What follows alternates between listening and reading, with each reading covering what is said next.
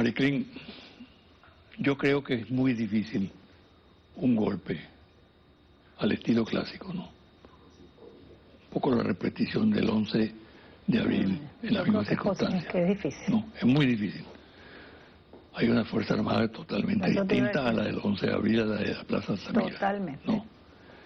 Y hay un pueblo que ha interiorizado la democracia, cree en la democracia, la asume con sus imperfecciones, pero está consciente de que la opción frente a una democracia es una dictadura.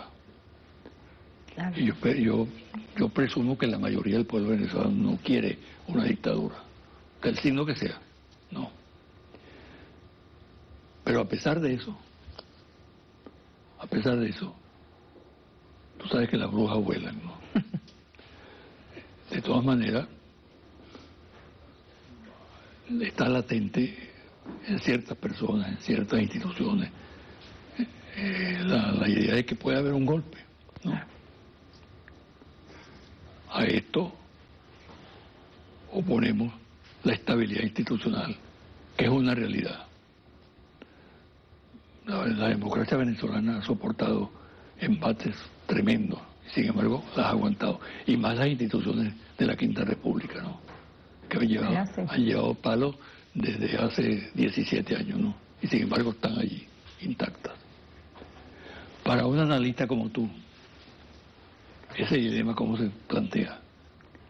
Mira, yo veo, la posibilidad de golpe siempre está, que tú lo dijiste, pero yo la veo lejana. Yo la veo lejana, primero porque hay, yo diría, ese compromiso del pueblo popular con procesos democráticos. Luego porque este aprendizaje que ha hecho el pueblo desde que llegó Chávez al poder es un aprendizaje de participación a través de diversos canales. Yo creo que sí ha habido, esta palabra que a mí no me gusta mucho, que la usó Chávez en algún tiempo, ha habido un empoderamiento bien importante del pueblo, y yo pienso que se han descubierto otras vías y otros canales de participación. Yo no niego que puedan haber factores radicales en este momento que estén jugando a un golpe de Estado, dado, yo diría, el fracaso de la oposición y sobre todo el fracaso reciente en relación a la Asamblea Nacional, que ofreció a los 6 meses salimos de Maduro, que se vendió como un suprapoder, con poderes inmensos, y ofreció como que villas y castillos, y eso no se ha podido cumplir. Es más, ha ido como, yo diría, disminuyendo como ese peso que había logrado hasta comunicacionalmente la Asamblea. De manera que yo creo que, espero no equivocarme, que yo creo que cualquier posibilidad de golpe no está cancelado definitivamente, pero sería bastante dificultoso en la Venezuela actual que estamos viviendo, porque lo que conversábamos en el negro, a pesar de las colas inmensas que se hacen, que no se puede negar que uno las ve, donde la gente pasa horas enteras, y sin embargo de allí eso no ha evolucionado en situaciones de violencia. Hubo casos y han habido casos, pero las colas no se han convertido en un germen de la violencia, como se intentó en algún momento. De manera entonces que yo creo que eso también tiene que ver con este pueblo venezolano que es verdaderamente democrático, y las expectativas siempre que hay de procesos de elecciones. Yo creo que posibilidades de golpe están canceladas por los momentos, a pesar de que creo que hay intereses internacionales jugando probablemente a eso, y se han encontrado con una oposición que fracasa en eso, y probablemente con un pueblo que no está ganado para la idea de un golpe. Está en esta circunstancia jugando un papel muy importante la internacional mediática, ¿no? Claro, claro. Que tiene una representación aquí calificada. Por supuesto. Tú eres experta en el análisis de medios de comunicación y sabes que en algunos casos los medios han usurpado el papel de los partidos políticos, se han convertido prácticamente en partidos políticos. Totalmente. Lanzan las directrices a la calle, tienen una línea permanente, incluso colocándose en posiciones más radicales de los dirigentes políticos y militantes políticos. Ahora, ¿qué hacer frente a ese fenómeno? ¿Cómo asumirlo? Mira, yo creo que ese es un fenómeno inclusive que no solamente es venezolano, que es internacional, por algunos contactos o con eventos a los que yo he asistido y gente con las que he conversado. Creo que es absolutamente cierto. No solamente los medios, yo incluiría en ese análisis que tú estás haciendo las redes sociales.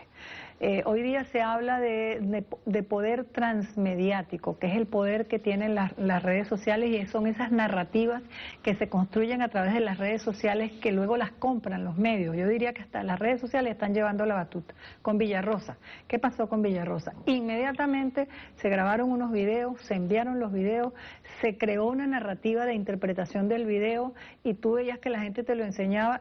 Tú no veías lo que la narrativa decía y sin embargo importantes sectores poblacionales de oposición fundamentalmente interpretaban el video de acuerdo a una narrativa que se construyó instantáneamente durante los sucesos de Villarrosa. Es un fenómeno interesantísimo. Ese fenómeno se llama poder transmediático, redes transmediáticas y allí los medios tradicionales van como a la saga pero se montan en esas narrativas. Hoy día yo prefiero hablar, yo no hablo de información, sino yo hablo de narrativas mediáticas, porque lo que se está construyendo en relación a las realidades de Venezuela y de otros países son relatos y narrativas que se construyen entre los medios tradicionales y las redes sociales. ¿Cuál sería la contra? Bueno, la contra sería tratar de dar informaciones bastante objetivas de lo que está sucediendo en el país, responder rápidamente. Yo tengo. ¿Tú crees que la objetividad tiene mercado? Equilibrada. ¿Mercado? Bueno, pero yo creo que hay que intentar de la manera como tú lo vendas. El mercado tú te lo ganas de manera como tú vendas tu producto, ¿verdad? Bueno, vamos a vender ese producto. Fíjate tú, con lo que sucedió en Villarrosa, yo creo que la respuesta oficial llegó muy tarde. Porque a mí me llegaron primero esos videos que se estaban grabando prácticamente en el momento en Villarrosa y las narrativas que construyeron las redes y que empezaron a replicar las páginas web, los medios tradicionales y la respuesta fue como muy tarde. Ya la gente creía ver en los videos lo que las narrativas habían dicho.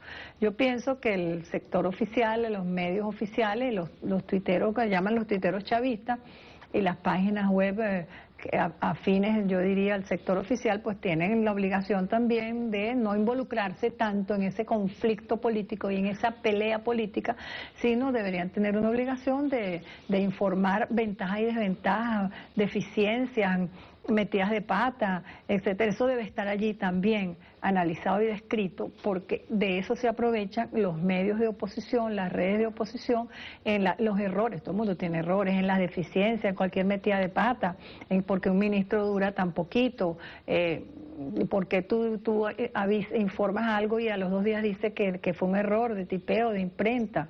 Inmediatamente eso se lo agarra el otro lado y el sector oficial pues queda asombrado de lo que está pasando. ¿Tú no crees que es lo que tú llamas el poder oficial? No, que es el poder institucional, aquel que emana de una elección, por ejemplo.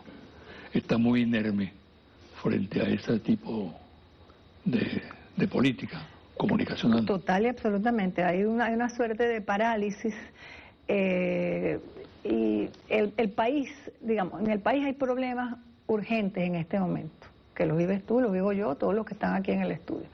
Y yo creo que los medios públicos deberían de alguna manera reseñar también ese país, por supuesto, desde una perspectiva oficial, de una perspectiva de medios públicos, pero ese país debe ser reseñado, porque como alguien denunció, entonces hay como 2 países, el país de la oposición, de los medios de oposición y el país de los medios públicos. En ninguno de los dos es cierto.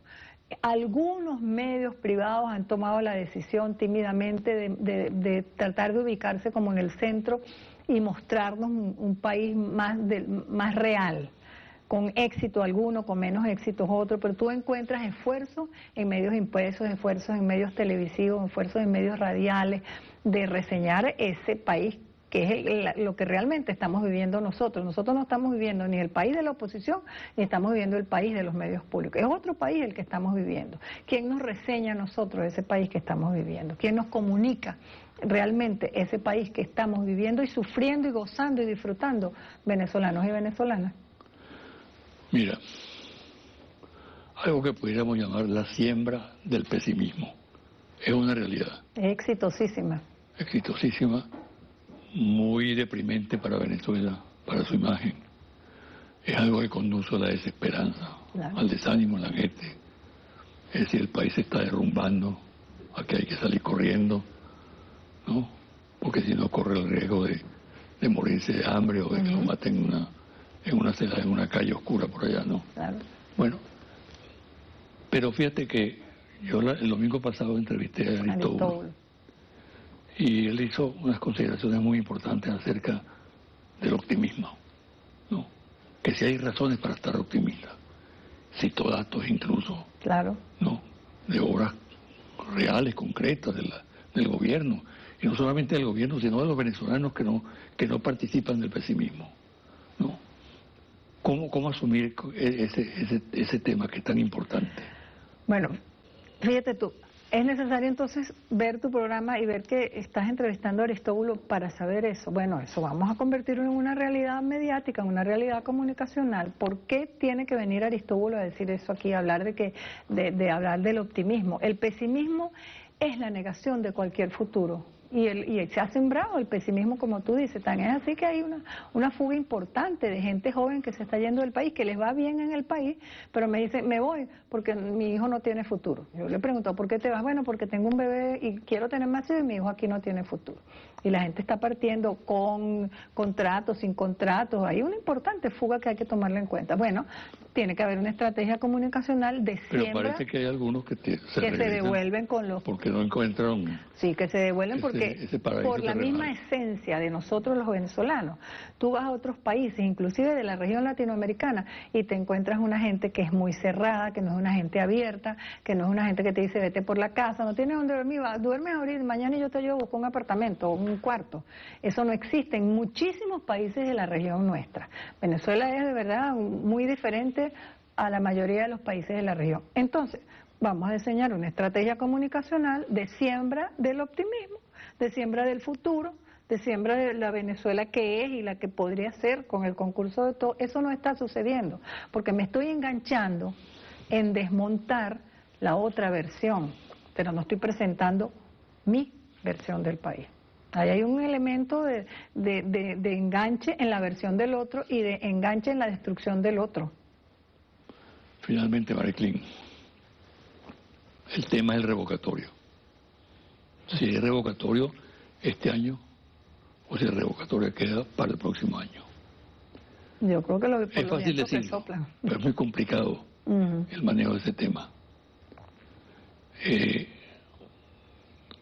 ¿Qué puede pasar si no hay revocatorio este año? Bueno, yo pienso que la oposición se está preparando para eso, con la llamada a la toma, que yo lo llamo no toma, del 1S, ¿verdad?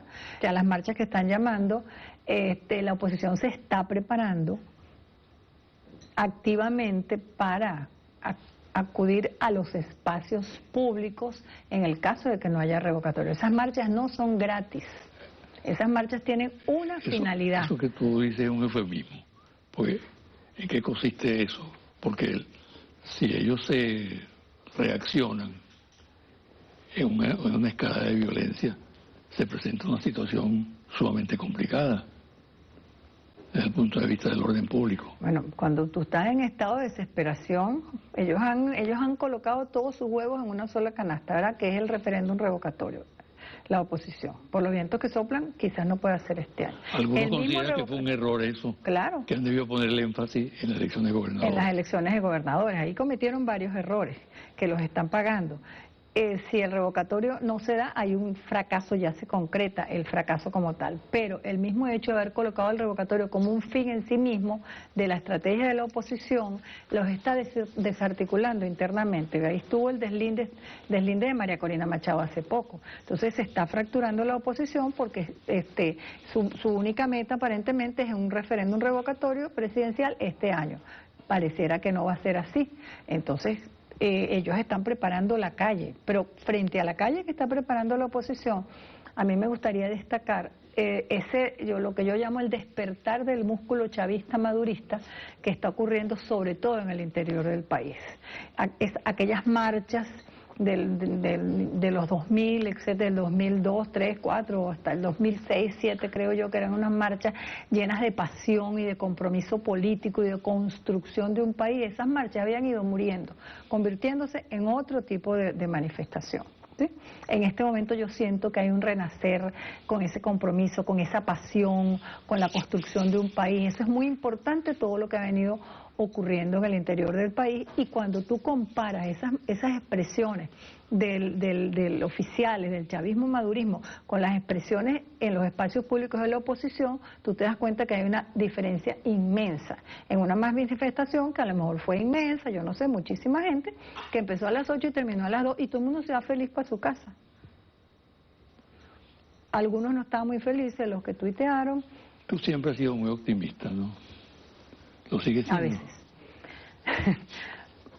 Yo hoy te puedo decir que tengo un optimismo permeado por preocupación. Por una preocupación por el momento político que estamos viviendo, por una suerte de, yo creo que los dos bandos políticos están entrampados en una lucha que yo hasta la llamaría intestina, de destruirse las cúpulas, y de alguna manera nos han ido olvidando a los ciudadanos y ciudadanas comunes. Es un poco la impresión que tengo en ese sentido.